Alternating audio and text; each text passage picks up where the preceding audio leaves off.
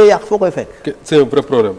alors dinañ ñëw sax ba après ministre qu'est-ce qu'il peut faire parce que yaakaaruma ne day toog rek di seetaan ne comme ci Cour suprême dis na foofu je ferai rien alors justement Fadilou dans ces cas-là un état lan la mun a def état bi nga xam ne wax na ko sànq su fekkee dafa ay médias yoo xam c'est des médias illégaux enfin noonu lañu ko tuddee nga jël ay subventions de l'état jox leen ko signé ak ñoom ay convention yow yaa ngi dans l'illégalité qu'est-ce que l'État peut faire est-ce que da ngeen naan léegi comme noonu la Cour suprême nee na nañ dellu fa ñu nekkoon ñun aussi on va faire comme on peut c'est-à-dire que ñi ñu déggool ñi ñu neex on va leur donner une convention on va leur donner les subventions qu'il faut et puis la vie continue. Moi je crois que secteur médiatique en fait profession yi fa nekk c'est des professions réglementées am na code. Maintenant Cour suprême li mu jugé rek mooy disposition constitutionnelle yi. Est-ce que dëppoo na. oui ak loi yi ñëw après. su amee waroo day kase yi fi jël comme décision pour man loolu mooy conséquence su actes yi posé ak loolu. oui mais loolu jafewul pour man tey état du Sénégal bu nekkee dafa am motivation te sax yéen a ko porté yéen ñi xam ni secteur bi. effectivement quand même laaj ni ñu réguler ko. oui ñi sax xamante ne nekkuñu ay professionnels des médias xam nañ ni am na lu ñu war a xoolaat ci médias yi. mais su boobaa on a une assemblée on peut avoir. te dans le cadre d'une modification constitutionnelle dugalaale article yoo xamante ne dina tax ñu permettre li nga xamante ne permettre ñu ko te tax Cour suprême kase décision yi nga xamante ne moom la ministre Aliou Sall jël ñu insérer ko parce que tri bi nga xamante ne ak déclaration bi nga xamante ne souligné wuñ ko ci constitution bi suñ ko inséré woon foofu mun na am après du am opposition ci actes réglementaires yi nga xamante ne après ministre yi mun na ko jël mais ce qui est sûr c'est que le ministre en fait bon c'est que l'État du Sénégal certainement du dem mukk di dem ci ay décision wu forcer moom li mu bëgg a def parce que loolu c'est pas responsable c'est-à-dire que mënoo ñëw rek ne comme que Cour suprême génn na ni man tam li ay def ministre bi mënul loolu parce que xam naa ni ñi nekk ci kaw muy le premier ministre ak le président de la République duñu doxalee noonu li ñu mën rek mooy procéder ci modification boo xamante ne modification constitutionnelle lay nekk mais aussi ñëpp xam nañu Moustapha ça je le dis en parenthèse que médias yi aussi bon laaj na tuuti defaraat ci wàllu chroniqueur yi du tuuti bu mag a mag ci wàllu chroniqueur yi aussi ba war nañu mën a am benn système au moins pour les qualifier en fait ñu xam ne kii mooy chroniqueur moo am droit def émission à la maison de la presse. waaw parce que vraiment am na loo xam ne da nga koy dégg parfois mun na sax yàq image yu dëkk parce que xam nga premier ministre xam nga toog na ne date bi ku si waxaat ni date amul dañ la war a tëj en réalité boo ko déggee da ngay jàpp ne moom politique bi moo bëgg tëj ñoo xam ne dañuy opposé moom du loolu de c'est-à-dire que su amee loo xamante ne aléa majeur la dal si dëkk lu mel ni dette bi ak ni mu limité suñu ay marge de manœuvre budgétaire indi ñu ay jafe-jafe lu jeex mënuñu investir lu bëri li Sénégalais mënu ressentir comme impact ci effort yi xamante ne état bi doon nañu ko def mënuñu ko ressentir tey nit taxaw yow nekkoo un magistrat de la Cour des comptes yow li gars yi jàngoo ko amoo document yi doo économiste amoo dara yow BFM sax amoo ko nga mun toog ne lii gars yi liggéey yëpp dañuy wax rek mais loolu amul loolu aussi war nañ ci mën a poser wu ay questions c'est-à-dire que presse day informer da ngay dem génn bitim réew wala fii sax ñu nekk gis nga am na ay journalistes yoo xamante ne ils sont connus à travers le monde c'est-à-dire que mën nga toog suba teel ba minuit leen déglu ñu mel ni ay Edwin Plenel.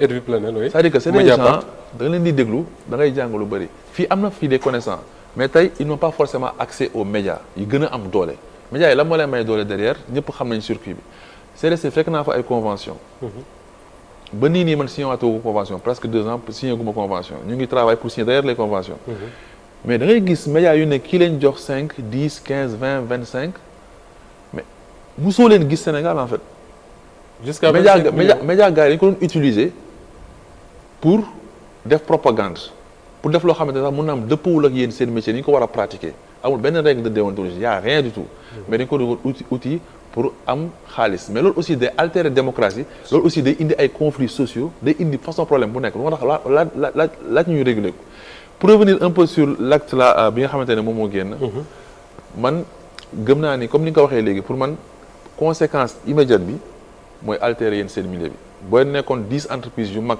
am doole am impact ngeen nekk 100 entreprises yoo xamante ne 10 yi ñooy mag 90 yi di altérer li ngeen def di yàq li ngeen liggéey kenn ku nekk bëgg a yore téléphone am nekk yi ba pare am les mêmes prétentions que vous-même qui êtes des professionnels qui avaient été formés pendant des années ak qui est expérimenté donc conséquence directe bi mooy déjà ñu altérer seen milieu donc je crois que y a un plaidoyer à porter rapprochement war na mën a am yéen yi ngeen xam loo xamante ne dañu koy proposer pour sortir affaire bi ci ak le ministère. ak le ministère. alors Fadilou wax na lu am solo sax mooy un état quand même mënul ñëw fekk ay agence am ay yeneen ak yeneen di signer ay convention pour des gens yoo xam ne après dara mënu ko justifier loolu li ko doon waral mooy amul woon benn régulation en réalité pour xam par exemple que ni telle entreprise su réunir tel critère am na prétention am nangam est-ce que l'État peut continuer à faire li nga xam ne moo fi doon am c'est-à-dire que prendre l'argent du contribuable di ko jox ay entreprise de presse yoo xam ne le minimum bu ñu war a respecter pour mën a jot ci loolu respecté wuñ ko ci ay critères.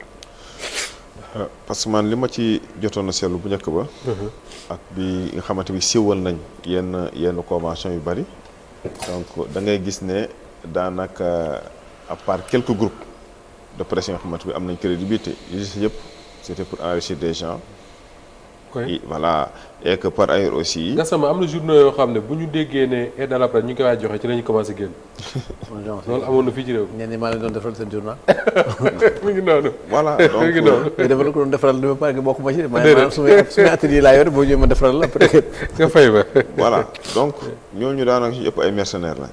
oui te je pense que réew du doxee noonu presse lu sérieux la loo xam lu sérieux loo xamante ni vraiment boo ci nekkee da nga war a nekk ku responsable di poser actes yoo xamante ni yëpp dafay responsable te du lor benn yoon réew mi mais ñi fa liggéey aussi dañ ci war a gis seen bopp. parce que tey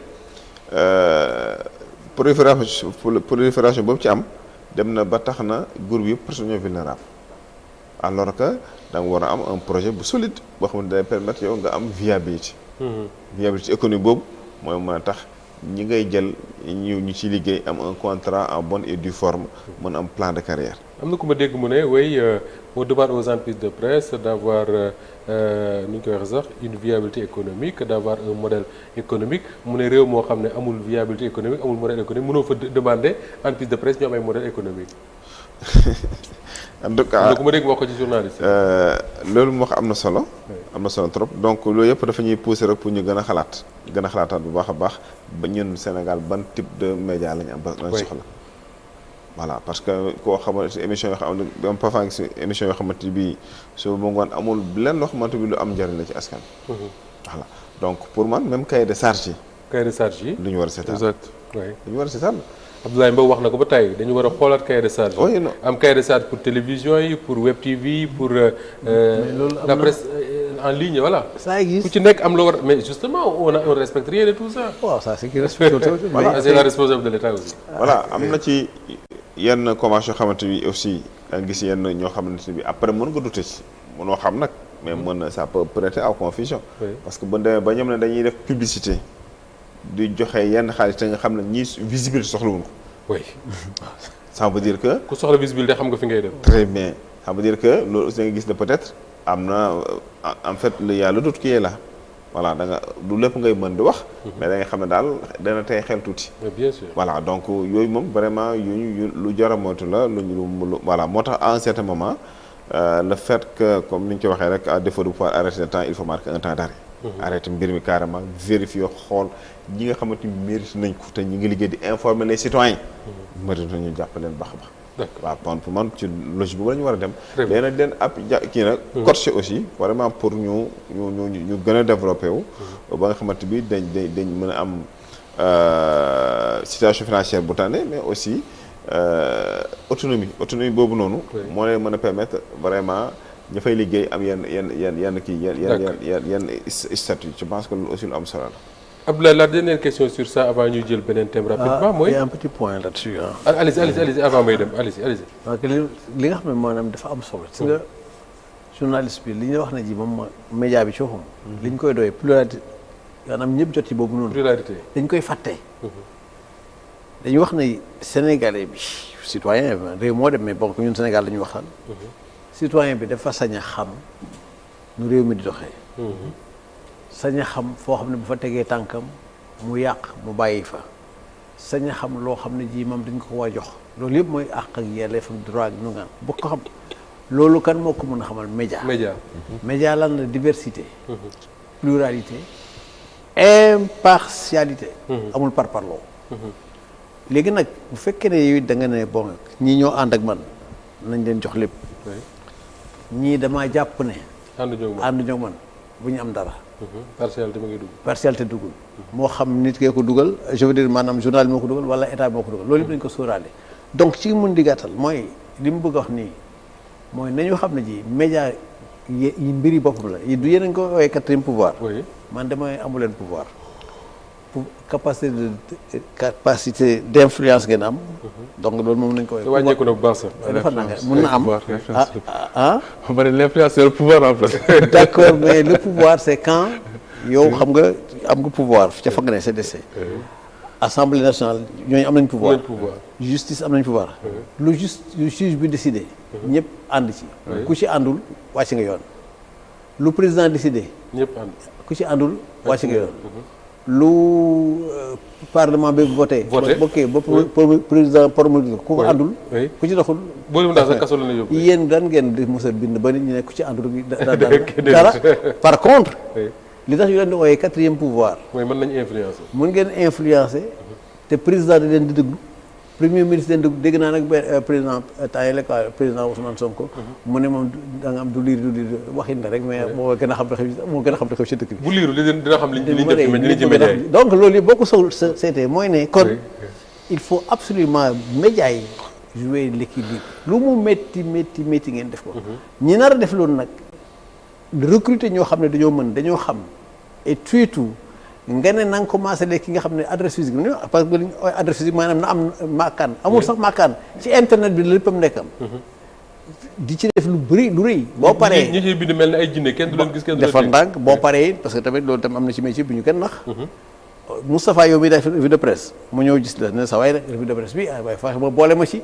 nga ñëw ne waaye journaliste Ibrahima Bakhoum nangam coowandoor ci lu dul jeex te kenn xamul Bakhoum fu mu dëkk. kenn xamul journal bi lan la internet bi la ko dugal. il y a pire que ça. bon rek boo xam ne nga am ba léegi. mais il fut un temps boo xam ne da ngay def un entretien avec un homme politique. boobu man je faisais de la presse écrite.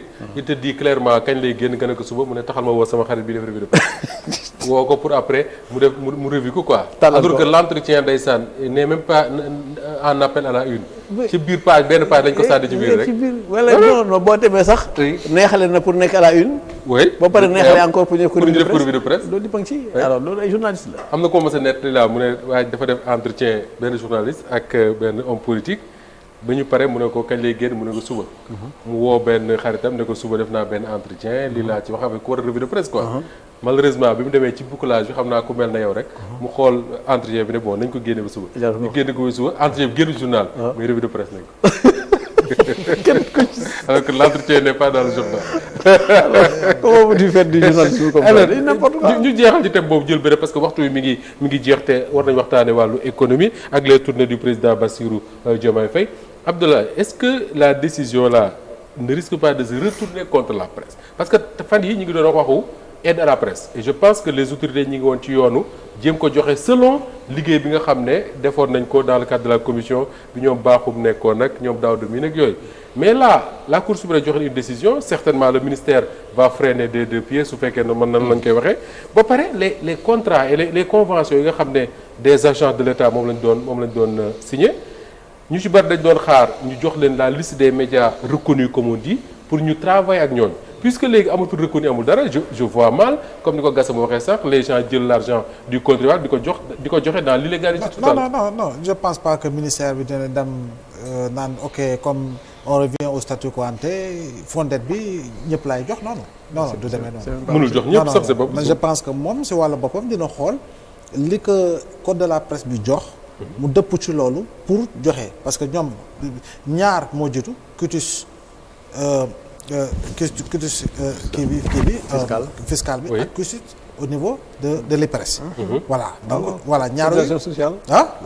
voilà cotisation sociale ñaar yooyu la ñooy ñaar am na yeneen sax yu jóge am na sax waa li remplacer BSDA léegi waaw li remplacer BSDA nu mu tudd SODAV am na am kay bu mu war a jox waaw donc loolu moom voilà loolu yëpp moo si jiitu loolu moom c'est-à-dire que ñoom xam nañu ni bu ñu lu ñu war a jox xam nañu nu ñu koy joxe ak kañ ko war ak ñañ ko war a jox ak ñoo koy yelloon parce que fii da nga daan gis ñoo xam ne page Facebook la ñu yor di jot si Fondem page Facebook laa wax de Facebook waaw ay influenceurs am ay convention ay influenceurs yoo xam ne ils sont hors du pays parce que ils criaient dañu daan jot si Fondem am na yoo xam ne gis nga leen jamono jii sax doo xam du xamatu fu ñuy taxaw parce que ils ont tenté la transhumance éditoriale. transhumance. éditoriale. moom yaa ko inventé mooy. forme bi moom yaa ko inventé. mais ça n'a pas marché. transhumance éditoriale. mooy journaliste yi doon attaqué Pastef xëy suba rek ne Pastef fi gën. waaye yow war nga gis ñu ne la Sonko la. Sonko fi gën. loolu daal yaa ko inventé. ça c'est de la transhumance éditoriale. yooyu yëpp rappel de la presse. xam nga donc ci dossier boobu. c'est vrai que bon quand on parle de la presse bon j'ai bien envie parce que dafa yi ma naqare yi dafa bëri quoi. ci biir métier boobu et tout. xam bu fekkee ne comme je dis pendant des années ngay wax ci yow di ci wax ba am ko la ci yow nga bëgg a dimbali. da ngay kontaan ci dimbali. parce que en réalité li ci Aliou Sall def en tant que ministre de la communication. pour waxantee dëgg rek ministre yi ci jaar yëpp jéemuñu ko. c'est la vérité ça a pas été le problème donc moo tax ci boor boobu. dama xam ne dinaa def ndànk ci xuloo bi. oui bon war naa def ndànk ci xuloo bi mais teewul quand même. fi nga xam ne def na fa erreur man kooku d'accord na ci am na sax boo xam ne ji moo ko wax fii mais. fa erreur ba nekk ba dama ko teelee muy feeñ fenn dem fenn. dama ko gis ma ne lii de waruñu ko defee nii mu ne ñun nii lañ ko fekk nañ ko defee man d'accord nag bismillah gas yi donc pour dire simplement que wax média yi moom rek émission la. wallaay média yi. dinañ ci def émission parce que c'est extrêmement sérieux te bu ñu ko fooyee di bàyyi n'importe qui muy wax n'importe quoi à partir de n'importe où la mu ñuy yàqal dafay ëpp fuuf yéen ñi ngeen de waaye baaxum est-ce que gënul dangereux bàyyi n'importe qui muy financer n'importe quel média dans ce pays. je suis d'accord avec toi warut a am on ne peut pas mais xam nga expérience yu am ci yenn yi daal mooy fii du wax bi quoi maanaam bés boo amee émission sur les médias. incha allah parce que média taal nam réew te li ko waral li ci boo ko gëstoo xaalis la tax. doyen sànq moo koy wax que même bu dente ne média am na aussi étrange koo xam ne bokku fii mënut dépasser les un quart 25%. donc yooyu aussi pour li nga wax léegi. ci logique boobu la. oui de la même manière il y a des bëgguma tooñ il y a des Sénégalais extrêmement dangereux qui sont capables de financer des médias pour un laps de temps du temps du régime de Wade Abdoulaye gisoon nañ fi des médias yu doon judd pour 6 mois am na yoo xam dañoo judd woon juste pour que Idrissa Seck dem prison. il y a eu un bashing comme pas possible contre Idrissa Seck ba mu demee prison la médias yooyu pare jàll ci leneen. voilà mais yooyu un pouvoir da koy xam xaw ma nag ba xam ñu fi nekk xam nañ ko wala déet alors kii def bruit ci ginnaaw su ko mënee bàyyi moo ñu gën a ñu waxtaane leneen muy les tournées économiques du président